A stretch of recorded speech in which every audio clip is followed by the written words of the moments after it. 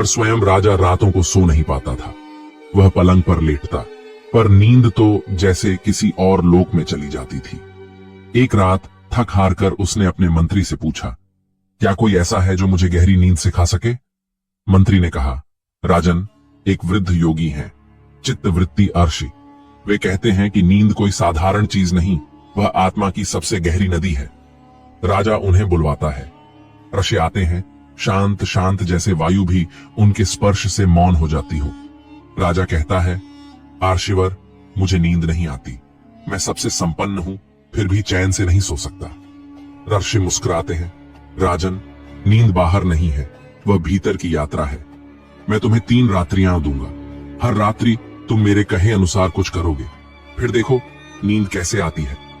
पहली रात ऋषि ने राजा से कहा, आज तुम अपने बिस्तर पर लेटो, आंखें बंद करो और अपने मन में उठती हर सोच को बिना रोके देखो। कोई विचार आए, पुत्र की चिंता, युद्ध की योजना, रानी का क्रोध, तुम बस उसे देखो। रोकने की कोशिश मत करना, मत कहो कि ये सोने का समय है। मन को मन के जैसे चलने दो। राजा लेटता है, आंखें बंद करता है। विचार आते हैं तूफान की तरह, कभी बचपन, कभी कोई बुरा सपना, कभी कोई अधूरा काम, पर वह कुछ नहीं करता, बस देखता है। आधी रात बीतती है, लेकिन पहली बार वह देखता है कि विचार धीरे धीरे थम रहे हैं। उन्हें रोका नहीं गया तो वे थक गए, और फिर पहली बार राजा एक झपकी में चला गया। नींद आई, भले देर से, पर आई। दूसरी रात आर्षि ने कहा, राजन, आज तुम कुछ और करोगे। तुम सिर्फ अपनी श्वास को सुनोगे, जैसे संगीत सुनते हो वैसे अपनी सांस को। श्वास आ रही है, श्वास जा रही है। कोई विचार आए तो मत उलझो, बस श्वास की धुन में लौट आओ। राजा लेटता है, सांस सुनता है, कभी गहरी कभी हल्की। वह सोचता है कि यह कैसा संगीत है जो बाहर से नहीं, भीतर से उठता है। धीरे धीरे वह पूरी तरह अपने श्वास में डूब जाता है। विचार आते हैं, पर वे श्वास की लय में खो जाते हैं। उस रात बिना जाने राजा को नींद आ जाती है, इतनी गहरी कि सुबह सूरज की किरणें भी उसे धीरे से उठाती हैं। तीसरी रात आर्षि कहते हैं, आज तुम समर्पण करोगे। शरीर को पृथ्वी को सौंप दो, मन को आकाश को। कहो, हे प्रकृति, मैं अब तेरे हवाले। तुम कुछ मत करो, बस पूर्ण समर्पण में लेट जाओ। राजा लेटता है, हाथ फैलाता है, मन में कहता है, हे सृष्टि, तू ही धारण कर, मैं तो थक गया हूं। और जैसे ही वह यह कहता है, उसे ऐसा लगता है मानो किसी ने उसकी आत्मा को सहला दिया हो। उसे पहली बार जीवन में ऐसा अनुभव होता है कि वह अकेला नहीं, पूरी प्रकृति उसकी देखभाल कर रही है। वह गहरी नींद में चला जाता है, स्वप्न भी नहीं आता, बस एक मौन, गहराई से उठता हुआ मौन, जैसे आत्मा की शांत झील हो। बुद्ध कथा समाप्त करते हैं, सब मौन है। सुधीर की आंखों में आंसू हैं। बुद्ध धीरे से कहते हैं, वत्स, नींद किसी दवा में नहीं, किसी तकिए में नहीं, वह तो मन की सहजता में है। मन को स्वीकारो, सांस को सुनो, फिर खुद को समर्पित करो। बस यही 3 पग हैं। यदि तुम केवल 10 मिनट इसी पथ पर चल सको, श्वास के साथ, विचारों को देखकर और अंततः समर्पण करते हुए, तो नींद स्वयं तुम्हारे पास दौड़ी चली आएगी। सुधीर उस रात घर लौटता है। वह बिस्तर पर लेटता है, आंखें बंद करता है। सबसे पहले वह अपने विचारों को आने देता है। आज क्या खाया, कल खेत जाना है, बच्चों की फीस, गाय की तबीयत। वह सब सोचता है, पर रोकता नहीं। फिर वह श्वास की लय पकड़ता है, अंदर बाहर, जैसे कोई झूला हो वह उस पर झूल रहा हो। और फिर वह समर्पण करता है, हे ईश्वर, हे प्रकृति, तू संभाल मुझे, अब मैं कुछ नहीं करूंगा। कुछ ही पलों में सुधीर गहरी नींद में डूब जाता है। वर्षों बाद ऐसी नींद, सुबह जब आंख खुलती है, वह स्वयं को नया व्यक्ति पाता है। बुद्ध की वाणी अब भी गूंजती है, नींद कोई संघर्ष नहीं, वह तो मौन है। यदि तुम स्वयं से संघर्ष बंद कर दो, तो नींद तुम्हारी सबसे बड़ी मित्र बन जाती है। रात्रि को शत्रु मत बनाओ, उसे आलिंगन दो। वही रात्रि फिर तुम्हें वह देगी जो दिन कभी नहीं दे सका, शांति, विश्राम और अंततः मुक्ति। यह कथा सिर्फ सुधीर की नहीं, हम सब की है। हम सब कहीं न कहीं नींद से भागते हैं, अपने ही विचारों के जाल में फंसे हुए। लेकिन बुद्ध की यह कहानी हमें याद दिलाती है कि नींद कोई बाहरी चीज नहीं, वह हमारे भीतर की यात्रा है। जब हम स्वीकार करना सीखते हैं, जब हम अपनी ही सांस की धुन सुन पाते हैं और जब हम स्वयं को समर्पित कर देते हैं, तब केवल 10 मिनट ही नहीं, जीवन की हर रात शांति से भर सकती है। अब तुम भी आंखें बंद करो, एक गहरी सांस लो और कहो, हे रात्रि, मैं तैयार हूं, मुझे अपनी गोद में सुला लो। प्रिय श्रोता, यदि आपको रात को देर तक नींद नहीं आती, करवटें बदलते रहते हैं, मन में विचारों का मेला लगा रहता है, तो यह कहानी केवल एक कथा नहीं बल्कि एक औषधि है। यह बुद्ध की वह कहानी है जो उन्होंने उन लोगों को सुनाई थी जो चिंता, दुख या बेचैनी से ग्रस्त थे और रात भर जागते थे।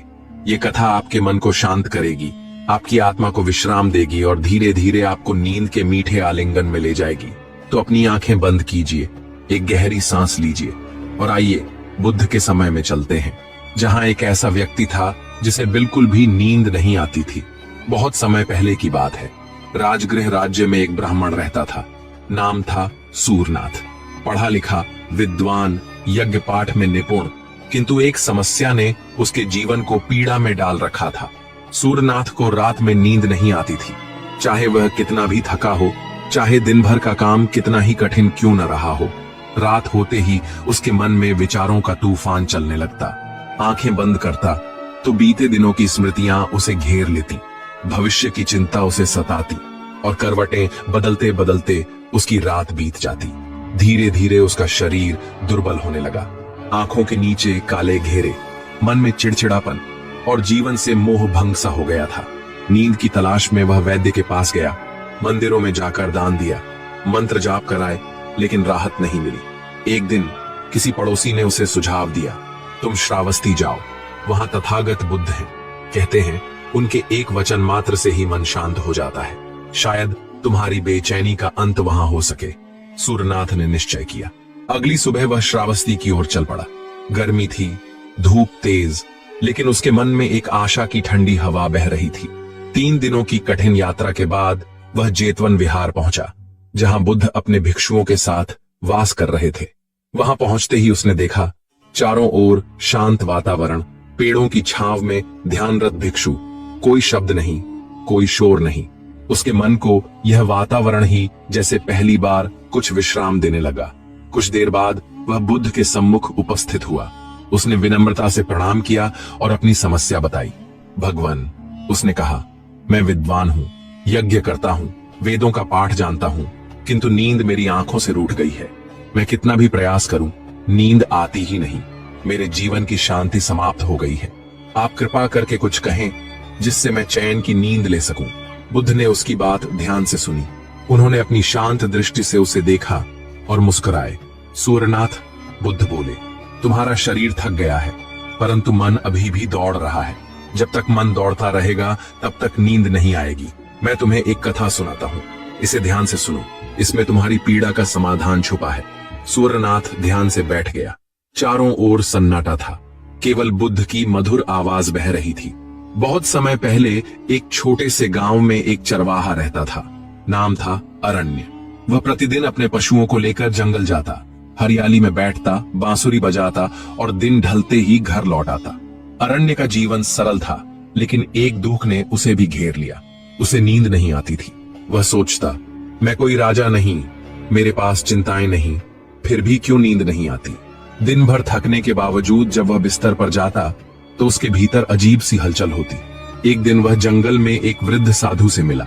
साधु ध्यान में लीन थे, पर जब अरण्य ने उन्हें अपनी समस्या बताई तो उन्होंने धीरे से मुस्कुराते हुए कहा, तू हर दिन शरीर को थकाता है, लेकिन मन को नहीं सुलाता। आओ, मैं तुम्हें नींद की झील की ओर ले चलता हूँ। अरण्य चकित हुआ। नींद की झील? उसने पूछा। साधु बोले, हाँ, ये कोई स्थान नहीं, एक स्थिति है। वह मन की झील है, जिसमें जब विचारों की लहरें शांत हो जाती हैं, तब आत्मा उसमें स्नान करती है और नींद आती है। फिर साधु ने उसे 3 नियम बताए। पहला, दिन ढलने के बाद किसी भी विषय पर निर्णय न लेना। निर्णय का समय दिन होता है, रात विश्राम की होती है। दूसरा, सोने से पहले 3 गहरी सांसें लेना और हर सांस के साथ मन से कहना, अब सब कुछ ईश्वर को सौंपता हूं। तीसरा, अपने दिन की घटनाओं को एक दीपक की लौ में जलते हुए देखना, जैसे सब अनुभव अब शांत हो रहे हैं। अरण्य ने साधु की बात मानी। उस रात उसने वही किया। निर्णय नहीं लिया, सांस ली और दिन के विचारों को